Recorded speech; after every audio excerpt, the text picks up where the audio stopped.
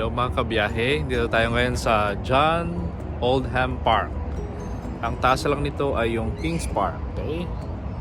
Nakita nyo sa ating previous vlog na kung saan sa gabi nakita natin yung buong City of Perth. Yun po yung taas, yun yung kita nyo yung Tory doon.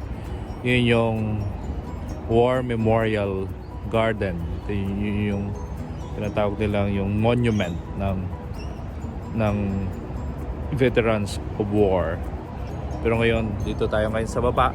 Titignan natin yung lawa at saka isang, you could say, garden. At papasukin natin. Palagay ko maganda yung loob. So mga kabiyahe, tignan natin ngayon.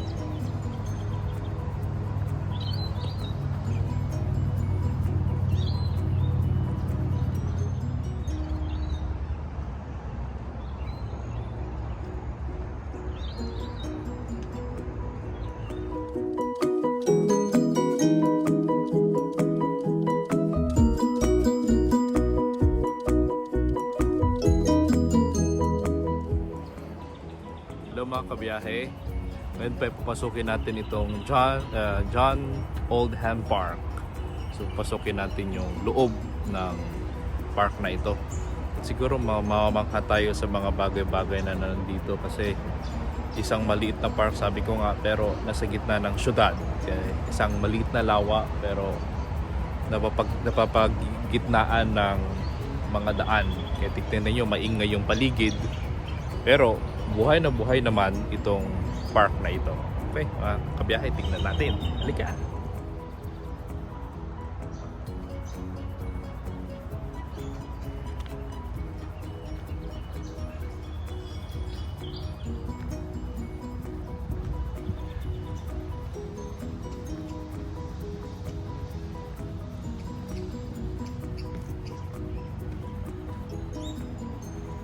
Mga kabiyahe, nasa tuloy tayo. Tingnan ninyo.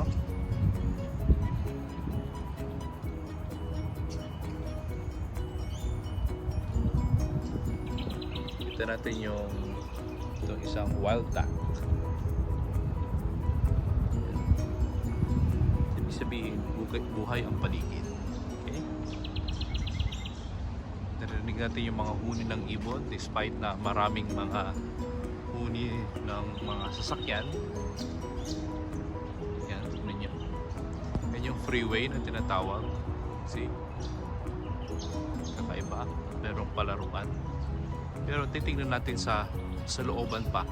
Kasi I think maganda pa yung loob. At sabi ko nga, kakamangha itong lugar na ito kasi gitna ng syudad pero merong mga kakaibang flora and fauna.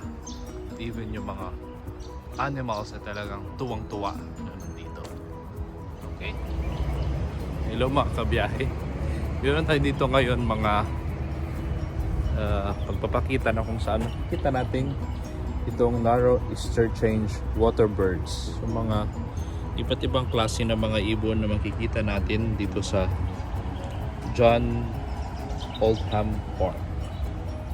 Okay, merong black swan, Eurasian coot, Lasky moorhen, Pacific black duck, itong little pied cormorant, little black cormorant, white-faced heron. So ito po yung mga iba't ibang klaseng mga ibon na makikita natin dito sa park na ito. And I think doon meron tayong nakita. Yan. Yung mga ibon. Yan. Nakita natin konti. See? Buhay yung mga ibon. Ayan mga kabiyahe. So titignan po natin yung ibang mga areas. Ano pa yung mga makikita natin dito sa park na ito.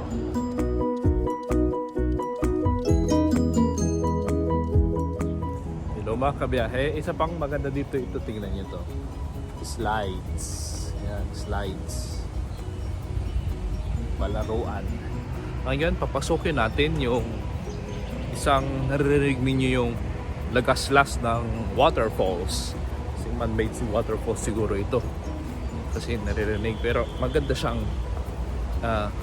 isa sa mga siguro isang attraction dito sa loob ng park mismo. Halina po kayo, tingnan natin.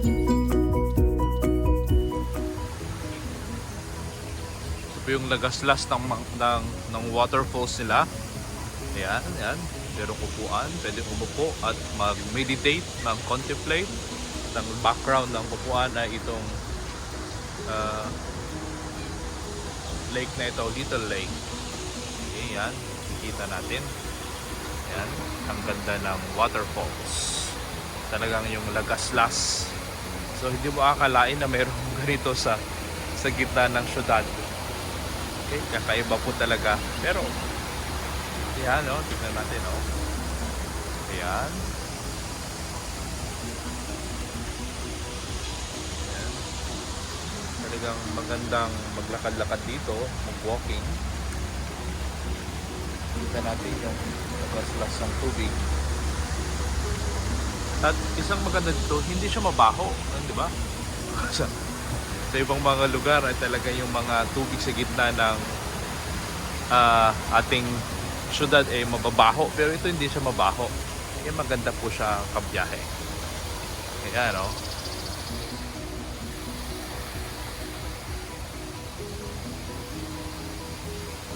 Medyo lapitan po natin. Kita natin yung ganda ng lawa mismo. Ayan.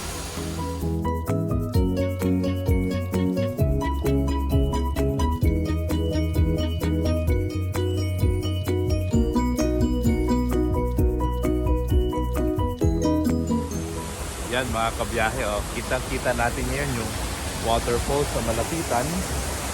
Yan. Maganda siyang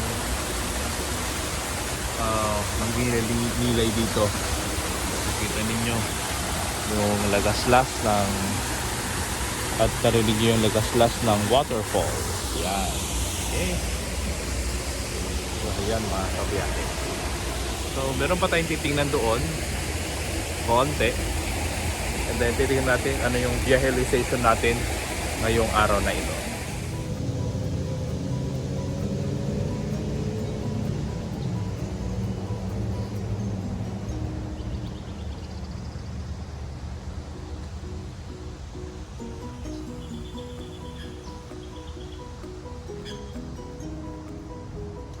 Yan din ang mga wild birds, yung mga ibon na nakikita dito sa park. So, tingnan natin mabuti. Ano ang mga ito?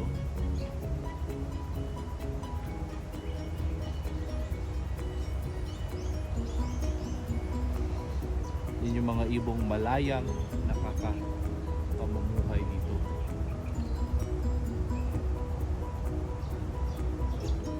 Hello mga kabiyahe.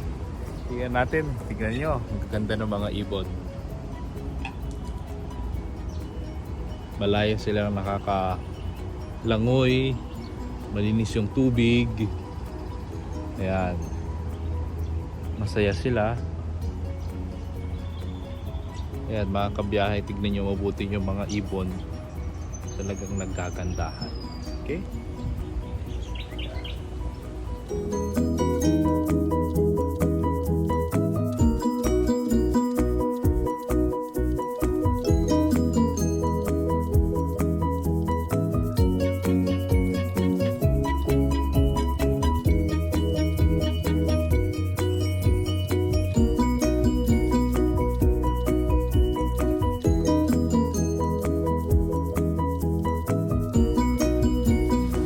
Hello mga kabiyahe, dito pa rin tayo sa park kung saan magandang karanasan ang meron tayo. Ngayon nga, nakikita natin yung isang ibon. See? Talagang mga ibon tuwang-tuwa. masayang masaya.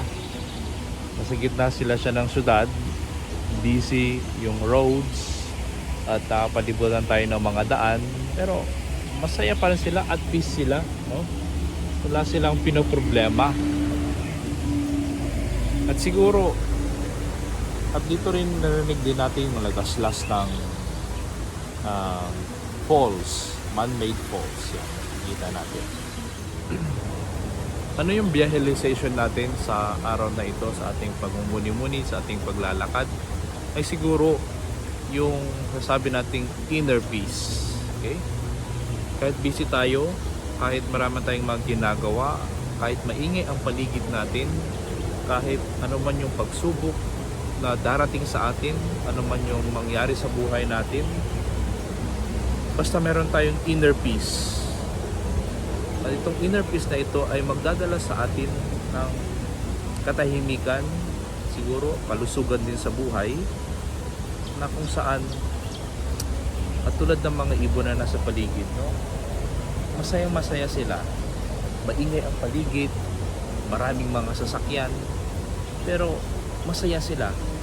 Bakit? Dahil meron silang inner peace, meron silang tinutungtungan, meron silang tahanan na kung saan nagkakaroon sila ng kapayapaan sa kanilang buhay.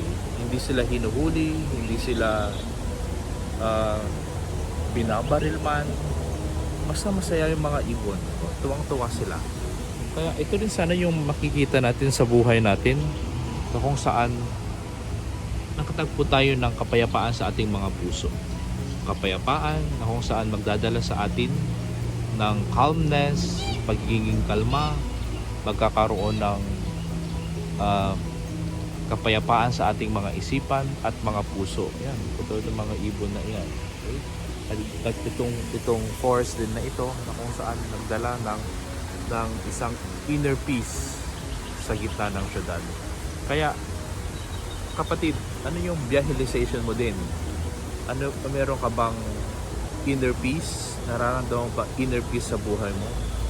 Kung wala pa, siguro hanapin mo, at sana magkaroon ka ng lugar sa puso mo, magkaroon ka ng lugar sa isipan mo upang magkaroon ka ng inner peace.